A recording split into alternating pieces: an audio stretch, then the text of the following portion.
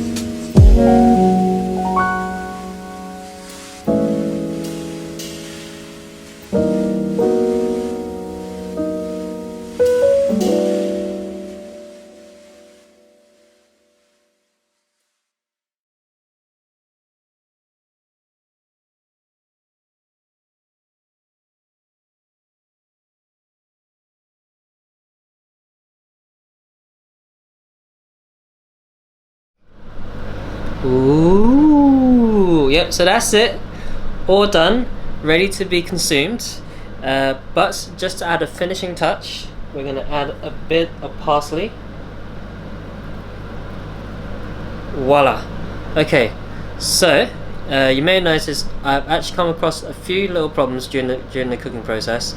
I've had to add just a bit more water because the stock wasn't quite enough to cover all the potatoes, the carrots that I added into the dish. So I added about 250 ml of water just to, just so it covers all of the ingredients. If you didn't use as much carrots and potatoes as me, then you should be alright. But if you like me, you like a lot of carrots, tomatoes and potatoes and whatnot to add to the flavour of the dish, then you may need a bit more water. Also, you may notice during the cooking process that come across a bit of a problem. I tried to be all fancy and used a black cauldron looking pot. The problem with using that is that it kind of like at the bottom, it kind of got a bit stuck to the bottom of the pot, so I had to transfer everything over to a stainless steel pot. So yeah, that was the only problem I come across, and well, obviously the bit where I didn't have enough stock. But anyways, hope you enjoyed the video. I'll catch up with you later, and hope you enjoyed the meal.